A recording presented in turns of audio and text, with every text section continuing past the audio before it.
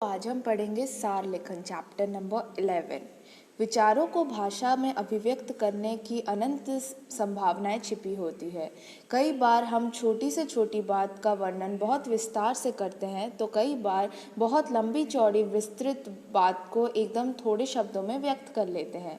जिस प्रकार छोटी बात को विस्तार देना एक कला है, उसी प्रकार विस्तार से कही गई बात को कम शब्दों में व्यक्त कर देना भी एक कला है। विस्तार से कही गई बात को कम शब्दों में व्यक्त करना ही सार लेखन कहलाता है। आइए इस पाठ में हम इस कला का अभ्यास करें।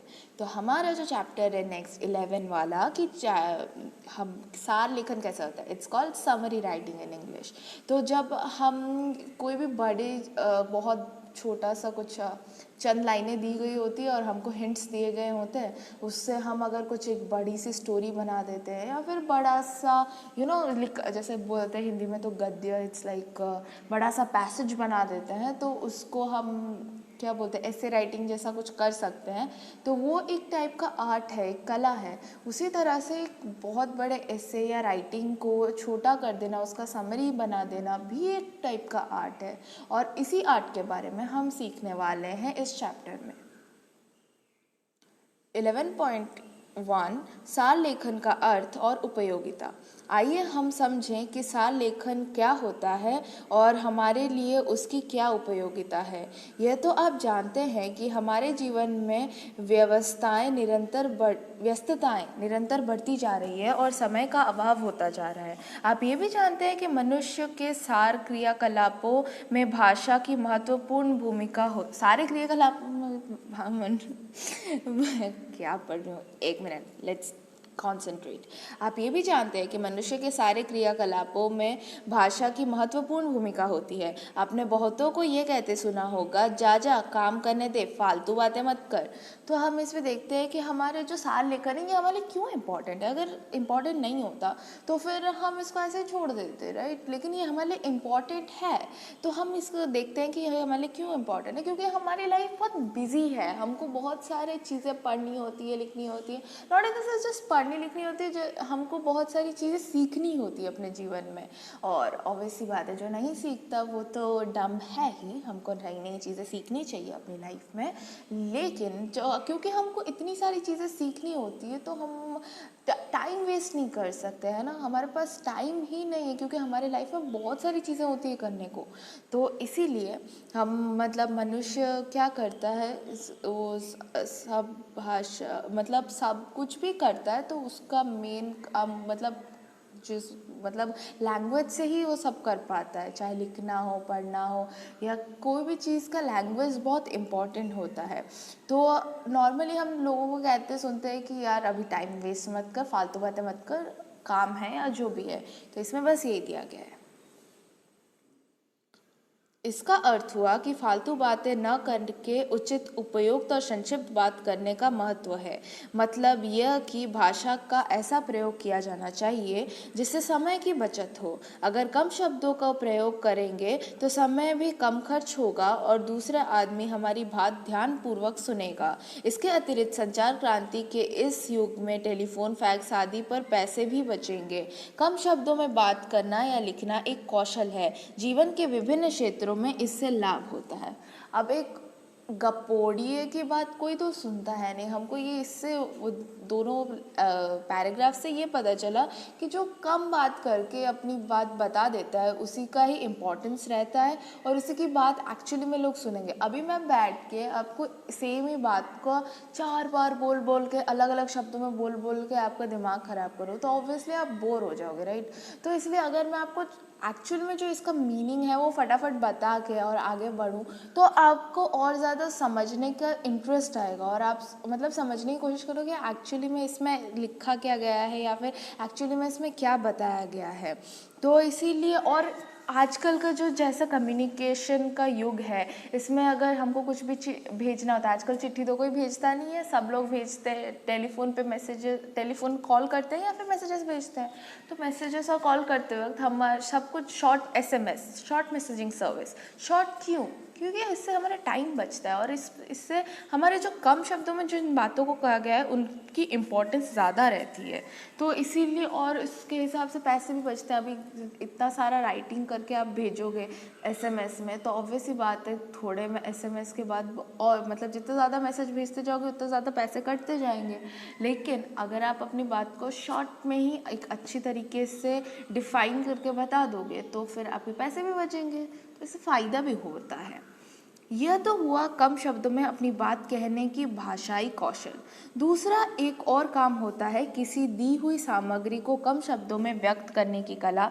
इसी को सार लेखन कहते हैं। सार लेखन में किसी दूसरे के द्वारा लिखी गई विस्तृत बात को उसके मूल भाव सुरक्षित रखते हुए कम शब्दों में प्रस्तुत किया जाता है। तो पहले तो हमने देखा कि हम जब बात करते हैं तब उसको कैसे कम शब्दों में या फिर कम वर्ड्स को यूज़ करके, वही की बात होगी शब्दों में वर्ड्स, आई मीन कैसे मतलब कम लैंग्वेज यूज़ करके हम अपनी बात को ज़्यादा अच्छी तरीके से एक्सप्रेस कर पाए। और वो तभी होगा जब हम इम्पॉर्टेंट चीज़ें नहीं छोड़ेंगे उसमें से, जो इधर उधर की बातें हैं उसमें से घुमा फिरा के गपोड़ियों के टाइप बोला हुआ है वो सब को निकाल के जो मेन पॉइंट है उसको हमेशा रख के अगर बोला जाता है तो वो तो अच्छी बात है ही, वो तो इम्पॉर्टेंट है ही। लेकिन अगर वही मेन पॉइंट्स को रख के अगर कोई चीज़ लिखा जाता है तो उसको कहते हैं सार लेखन, उसको कहते हैं समरी इन इंग्लिश। कम शब्दों में बात कहने का कौशल सार लेखन में सहायक होता है और सार लेखन के अभ्यास से भाषा में हमारी कुशलता बढ़ती है। क्योंकि अभी देखो आप देखो जैसे कि सब पे दया करने वाला इतना बोलोगे और उसके जगह आप दयालु बोलोगे, तो अगर जैसे आपको सोचो ये तो इजी है, बट स्टिल अगर आपको दयालु वर्ड पता नहीं होगा, बस आपको पता है कि दया एक वर्ड होता है और इसके हिसाब से सब पे दया करने वाला, तो इतना बड़ा आप लिखोगे। उससे बेटर ये है ना कि आप दयालु लिखो, तो इससे आपकी वोकैबुलरी भी बढ़ेगी। तो इस तरह जो सार लेखन है इसमें जब शॉर्ट में जब बताया जाता है तो हमारा भाषा ज्ञान भी बहुत अच्छी तरीके से बढ़ता है और इससे हमारा एक लिखने का स्टाइल हमारा बहुत ज़्यादा इम्प्रेसिव होने लगता है। विभिन्न क्षेत्र में सार लेखन की उपयोगिता है। अखबार में जगह के हिसाब से समाचार संपादक समाचारों का सार लेखन करते हैं। आकाशवाणी और दूरदर्शन पर समय के हिसाब से यही काम किया जाता है। कई बार लेखों यहाँ तक के पुस्तकों तक का सार तैयार किया जाता है। सरकारी कार्यालयों में भी सहायक द्वारा पत्रों और कभी कभी तो पूरी फाइलों का सार लेखन किया जाता है। तो उसने लिखा है कि अभी जो ये समरी राइटिंग है ये कहाँ कहाँ काम आता है। तो जैसे कि न्यूज़पेपर्स हैं वहाँ तो काम आता ही है कि आप अभी बैठ के पूरा थोड़े हाँ मैं यहाँ गई थी, वो ऐसा हुआ था वैसा हुआ था, इतना फालतू चीज़ें तो नहीं लिखोगे। मेन पॉइंट्स लिख के फटाफट में जितना जगह दिया गया है आपको उस कॉलम को लिखने के लिए उतने में आपको ख़त्म करना होगा, तो आप मेन पॉइंट्स लिखोगे और इस तरह से न्यूज़ एक जगह से दूसरी जगह ट्रांसफ़र हो पाएगी। और इसी तरह जब भी हम रेडियो पे कुछ सुनते हैं या फिर हम टीवी पे कुछ देखते हैं तो जैसे नहीं होता है कि 100 खबरें, 100 मतलब क्या बोलते हैं, एक मतलब 5 मिनट में 100 खबरें या ऐसा कुछ जो दिखाते हैं, तो वो कैसे दिखाते हैं? क्योंकि वो शॉर्ट में फटाफट जो इम्पोर्टेंट पार्ट्स है वो फटाफट बोल के और उसको आपके तरफ एक्सप्रेस कर देते हैं। इस तरह से मतलब क्या होता है, आपका भी टाइम बचता है और आप मेन न्यूज़ जो जानने योग्य है वो सब आप जान पाते हो। और जो सरकारी कार्यालय है वहाँ पे तो कभी कभी मतलब अभी सब जैसे कि बहुत सारे केसेस पड़े होते हैं राइट, तो उन केसेस को एक एक करके मतलब अर्जियाँ लिखी होती है और वो सब उन सबको बैठ के पढ़ा तो नहीं जा सकता। तो उसका जो मेन टॉपिक है, उनका जो सब्जेक्ट्स है उनको या फिर उनके बीच में जो इम्पोर्टेंट चीज़ें जैसे डेट्स एंड ऑल, तो ये सब को एक जो इम्पोर्टेंट चीज़ों का एक शॉर्ट राइटिंग तैयार किया जाता है, जो समरी तैयार किया जाता है, वहाँ पे भी सार लेखन का काम आता है। 11.2 सार लेखन और भाव पल्लवन में अंतर। सार लेखन और भाव पल्लवन का अंतर को आगे दिए गए आरेख द्वारा समझा जा सकता है। तो ये सामग्री से सार हो जा मूल भाव को बड़े से छोटा करना होता है सार, और छोटे सुक्ति भाव से भाव पल्लवन करके बड़ा करना होता है। आई मीन टू से इज़ कि मतलब जब आपके पास छोटी सी चीज़ होती है उसको आप बड़ा करते हो तो भाव पल्लवन कहा जाता है। लेकिन आपके पास एक बहुत बड़ी राइटिंग है और आप उसको कम शब्दों में बयान कर देते हो तो वो आपका सार लेखन कहा जाता है, और उसका मूल भाव अगर बता देते हो तो। चित्र से बात स्पष्ट हो गई ना। मूल सार में विस्तार होता है। स्पष्ट है कि समझाने के लिए बातें विस्तार में कही जाती हैं। उसका मूल भाव या सार छोटा होता है और संक्षेप में लिखा जाता है। इसलिए आरेख के सामग्री वाली लकीर लंबी है, सार वाली लकीर सामग्री वाली एक तिहाई है। इस सार लेखन प्रायः मूल सामग्री का एक तिहाई होता है। तो इससे हमने क्या जाना कि जो मेन राइटिंग है उससे जो हम समरी लिखते हैं उसका 1/3 पार्ट होना चाहिए सार लेखन, मतलब उसका बहुत ही छोटा सा अंश होना चाहिए और बहुत ही ज़्यादा उसको संक्षिप्त में लिखकर उसका मेन पॉइंट्स लिखा जाना चाहिए। और उसको ड्राइंग से भी समझा दिया गया है जिसकी वजह से हम ये समझ पाते हैं कि 1/3 पार्ट होना चाहिए जब हम कोई चीज़ का सार लेखन लिखते हैं। सार लेखन प्रायः मूल सामग्री का एक तिहाई होता है। इसी प्रकार से दूसरे आरेख में सुक्ति वाली लकीर छोटी है। सुक्ति तो एकाध पंक्ति की होती है ना, जैसे इस सुक्ति को ले, सत्यमेव जयते, सत्य की ही जीत होती है। यह है मूल भाव। तो अब नेक्स्ट है सुक्ति। सुक्ति क्या होता है, जो भी छोटा सा, मतलब ये तो सार लेखन तो चलो मेन पॉइंट्स होते हैं, लेकिन सुक्ति होता है 2-3 लाइन की या फिर 1 लाइन की या फिर कोई भी एक फ्रेज़, तो जिसका उसका मीनिंग हम निकालते हैं और उसके हिसाब से हम उसी के बारे में सोच के हमारे अंदर जो भाव चल रहे होते हैं उसको एक्सपैंड करके हम अगर लिखते हैं तो वो भाव पल्लवन कहलाएगा। इसको वही दिया होगा आगे। भाव पल्लवन में इस मूल भाव को ही स्पष्ट करना होता है। कई उदाहरण आदि के द्वारा या कई तरह के से कहकर इस सुक्ति को स्पष्ट करते हैं। यह मूल भाव को फैलाना या पल्लवित करना होता है। अतः भाव पल्लवन वाली लकीर लंबी है। तो इसी से हमने ये जाना कि भाव पल्लवन मतलब उसी सेम चीज़ को अलग अलग थॉट्स, अलग अलग इमोशंस के राइटिंग्स द्वारा एक्सपैंड करके लिखना भाव पल्लवन कहलाता है। जिसके बाद हम एकदम उसको विस्तृत रूप से मतलब समझ पाते हैं, और जितना राइटर का कैपेसिटी होता है उस हिसाब से वो उसको और ज़्यादा एक्सपैंड करके बड़ा बड़ा रूप दे देता है। और आप आरेखों में यह भी देख रहे होंगे कि सुक्ति और भाव पल्लवन के विषय वाली पंक्ति सार वाली पंक्ति से भी छोटी है। जैसा हमने देखा, सार तो फिर भी मूल सामग्री का एक तिहाई होता है, किंतु सुक्ति एक वाक्य की या एक वाक्यांश वाली भी हो सकती है।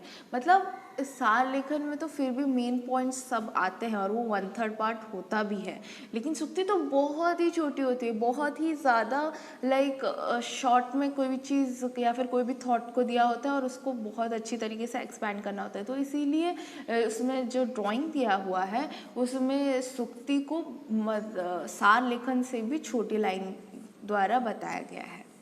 11.3 सार लेखन के रूप। आप जान चुके हैं कि विभिन्न क्षेत्रों में सार लेखन की क्या उपयोगिता है। अलग अलग क्षेत्रों, विषयों और कामों के लिए सार लेखन के कई अलग अलग रूपों का प्रयोग किया जाता है। आइए उनमें से कुछ के विषय में जानकारी प्राप्त करते हैं। तो अब हम देखते हैं कि हर डिफरेंट टाइप के सार लेखन के लिए हमको डिफरेंट टाइप के राइटिंग्स से सार लिखना होता है। तो वहाँ पे डिफरेंट टाइप्स की चीज़ें लिखनी होती हैं जिसके जो और उसके डिफरेंट फॉर्म्स होते हैं। तो उनमें से बहुत सारे के बारे में बताया गया है, बहुत सारे तो नहीं, कुछ के बारे में बताया गया होगा, तो हम चलो वो देखते हैं। फर्स्ट, अधिक शब्दों में लिखी बात को कम शब्दों में व्यक्त करने की आवश्यकता समाचार लेखन में होती है या फैक्स में करनी होती है, आदि आदि। ऐसा प्रायः भाषा के अनेक शब्दों और वाक्यांशों के लिए एक शब्द का प्रयोग करके शब्दों के दोहराव और अनावश्यक शब्दों को छांटकर तथा वाक्य विन्यास की शिथिलता को दूर करके किया जाता है। जैसे मैंने दयालु वाला एग्जाम्पल दिया था, वैसे ही एक बहुत लंबे लाइन को एक छोटे से वर्ड में संक्षिप्त बनाकर लिखा जाता है, जैसे समाचार व फैक्ट्स इन सब में होता है। तो ये तो इस चीज़ का आप एसेंस समझ गए हो। तो अभी सेकेंड वाले पे चलते हैं। सेकेंड, विस्तृत लेख को संक्षिप्त रूप में प्रस्तुत करते समय पहले उसके मूल भाव या विचार बिंदु तथा उसे पुष्टि करने वाले संबंधित बिंदुओं को नोट कर लेते हैं, फिर ऊपर वाली विधि की सहायता से उसे संक्षेप में व्यक्त कर देते हैं। तो इसमें एक सेकंड, विस्तृत लेख को संक्षिप्त रूप में प्रस्तुत करने के लिए पहले हम उसके मूल भाव का विचार बिंदु, मतलब पहले मेन पॉइंट्स हम उसके बना देते हैं, ठीक है। और उसके बाद उसको उन मेन पॉइंट्स के जो मेन वर्ड्स है उनको लेते हुए हम एक सार लेखन लिख पाते हैं। उपर्युक्त सभी स्थितियों में सार लेखन मूल सामग्री प्रायः कई बार गौर से पढ़कर अपनी भाषा में उसका सार प्रस्तुत कर देता है, किंतु साहित्यिक रचनाओं, उपन्यास, कहानी आदि का सार प्रस्तुत करते समय यह प्रयास किया जाता है कि लेखक की भाषा और शैली का यथासंभव बची रहे।